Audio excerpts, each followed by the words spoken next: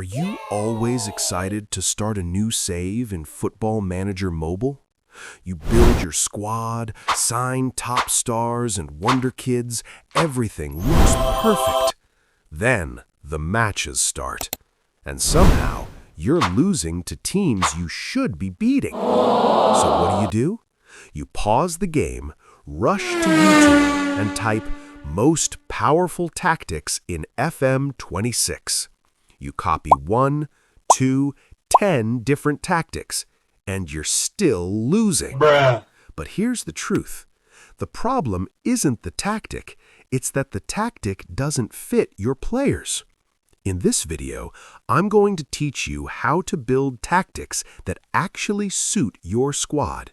Tactics that bring out the best in your players and help you win consistently. And by the end of this video, you won't just copy tactics anymore. You'll start creating your own style of play. And maybe, just maybe, become the next Pep Guardiola. In this video, I'm going to break everything down into 5 simple steps. You don't need to copy tactics anymore. Just understand these steps, and you can build tactics for any team, in any save. Step 1 is understanding your squad. Before formations, before tactics, you need to know what your players are good at and what they're bad at. This is the foundation of everything you'll do in Football Manager Mobile. Start by looking at the basics: pace, passing, stamina, defensive ability, and work rate. These attributes tell you how your team wants to play, even before you touch a formation. Next, identify your star players. These are the players your tactics should be built around. Ask yourself, what is this player best at, and what role brings out their strength the most? Because before you decide the shape you want to play, you must know who the system is built for. For example, if you have fast wingers, don't lock them inside a narrow system. Choose a shape that uses width and allows them to run at defenders. If you have 2 or 3 quality strikers, forcing a lone striker formation wastes your strength. A 2-striker system might be the smarter option. If your squad is full of strong defensive midfielders, then playing with 2 defensive midfielders can give you control and protection. This part might feel boring, and honestly, it is. But this is the most important step in building great tactics. Skipping this step is why most tactics fail. Understanding your squad first is how you create tactics that actually work.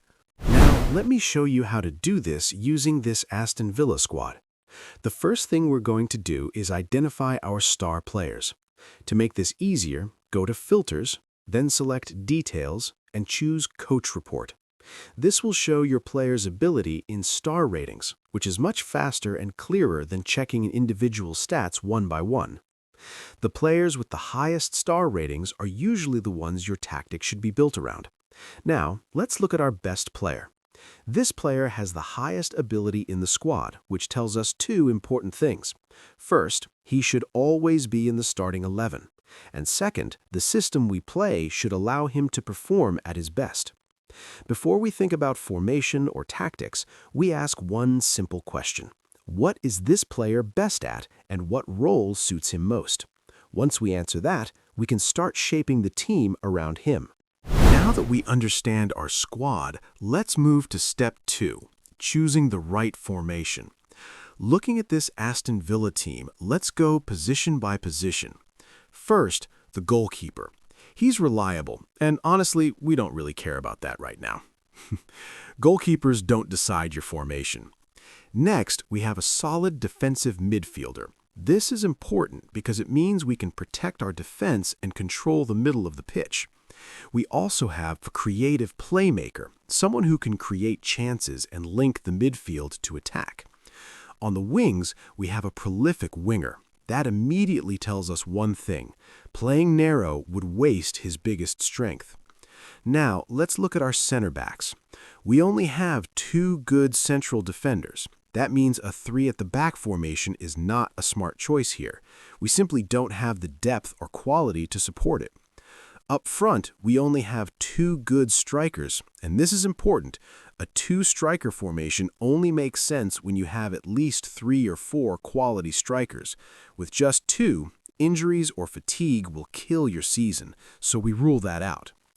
We also have this guy here. Yeah, he's mid. Not bad, not amazing, at least by Football Manager standards. So he's better suited as a backup option on the wing or in midfield.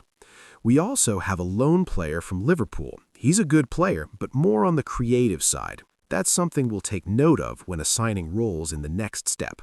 So based on everything we've seen, here's the logic. We need a wide formation to use our strong wingers. We need a lone striker system because we don't have striker depth.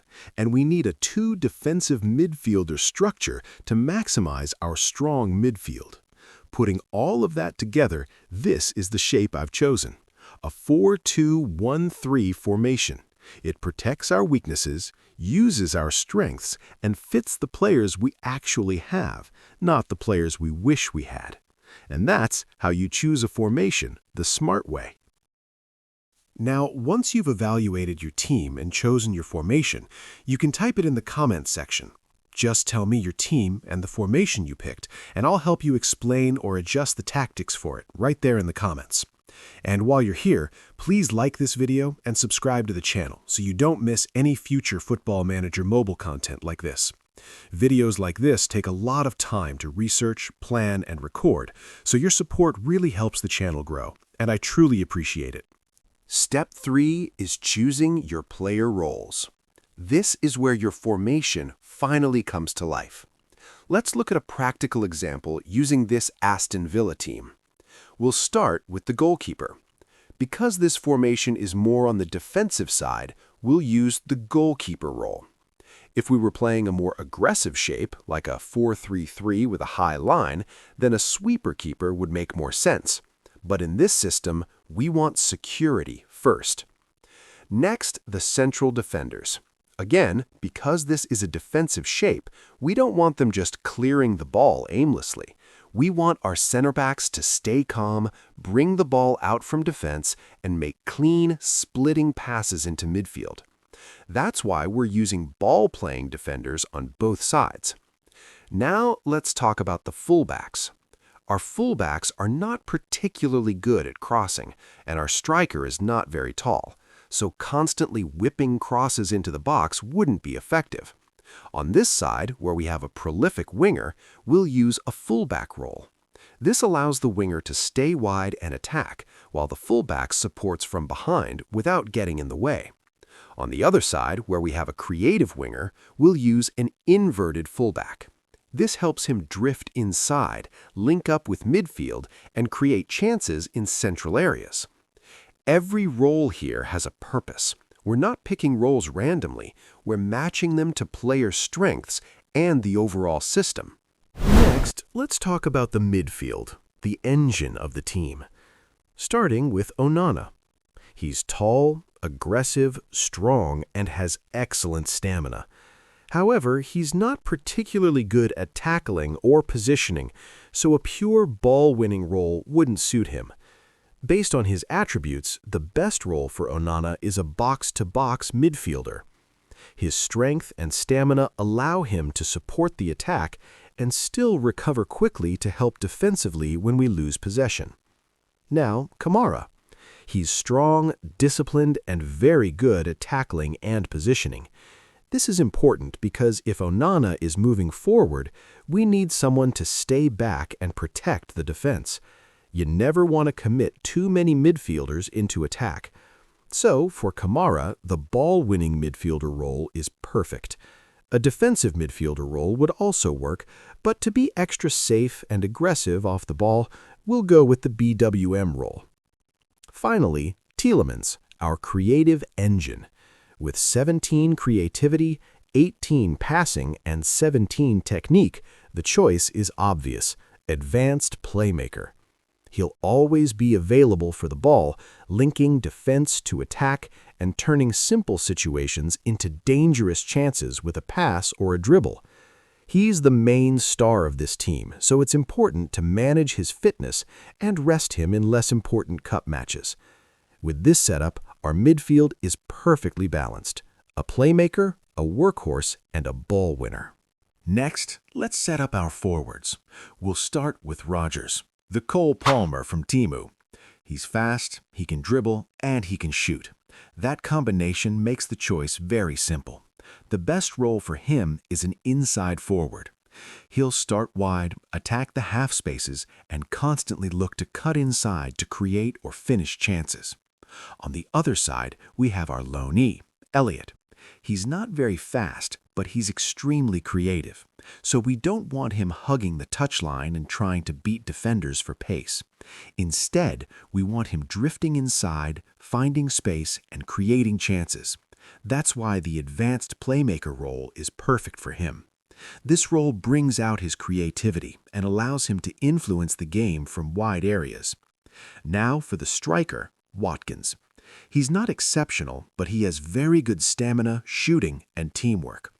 If you go to Menu, then Positions, you'll notice he has the trait Moves into Channels. This is important. To make full use of a player's traits, you need to assign them a role that actually supports it. You can easily check this by switching between roles. When the text turns green, it means the role makes use of that trait. In this case, the advanced forward role. It allows Watkins to pull wide, stretch the defense, and open space for our attacking midfielders and wingers. So that's the role we'll use. And now, this is our final formation. Every role fits the player, every player fits the system, and nothing is forced. This is how you build tactics that actually work. Shape tactics, how we set the team up. Team mentality, control. We're using control mentality because this team has enough quality to dominate possession without overcommitting. It allows us to control the game, recycle the ball, and create chances patiently. If we're playing against a much weaker team, we can switch to attacking to apply more pressure. Width, normal. We keep the width on normal because we only have one main winger. This keeps our shape compact, allows our creative players to combine centrally, and prevents us from forcing the ball wide when there's no real advantage there. Passing tempo, normal. Normal tempo keeps our play balanced. We're not rushing attacks, and we're not slowing the game too much. This helps our playmakers make better decisions on the ball. Creative freedom, expressive. With creative players in key areas, we set the team to expressive. This gives them the freedom to take risks, improvise, and unlock defenses when simple passes aren't enough. Defensive tactics. Defensive shape, deep. We're using a deep defensive shape to draw the opposition forward. This creates space behind their defense, which we can exploit with quick passes and runs on the counter. Closing down, own half. We press mainly in our own half. This keeps our shape compact, reduces gaps between the lines, and stops us from getting exposed by quick passes. Tackling, normal. We keep tackling on normal. It's safer, reduces unnecessary fouls and cards, and works best with this controlled defensive setup. Offside trap, no. We don't use the offside trap. With a deep line, it's unnecessary and risky, especially against fast attackers. Time wasting, no. We keep time wasting off. This isn't a park the bus system. We still want to play, control the ball, and attack when the opportunity comes. Attack tactics. Final third, work into the box. We set work into the box because our striker isn't a target man. This helps us create higher quality chances instead of wasting possession on hopeful shots. Final third, through balls. We allow through balls to take advantage of runners, especially Watkins moving into channels and our midfielders arriving late into space. Passing style, short. Short passing keeps the ball moving, helps our playmakers stay involved, and reduces unnecessary turnovers. Passing focus, mixed. We keep the passing focus mixed. This stops the team from becoming predictable and lets the match engine choose the best option, wide or central. Goalkeeper distribution, short. The goalkeeper distributes short to help us build from the back and maintain control from the first pass. As for set-piece tactics, I'll be making a separate video where I explain everything in detail, so make sure you subscribe so you don't miss it. And if this video has been helpful, please like the video. It really supports the channel. For now, keep it simple. Set your corner attack to near post. Assign the player with the highest aerial ability to attack the near post, and set your striker to mark the goalkeeper.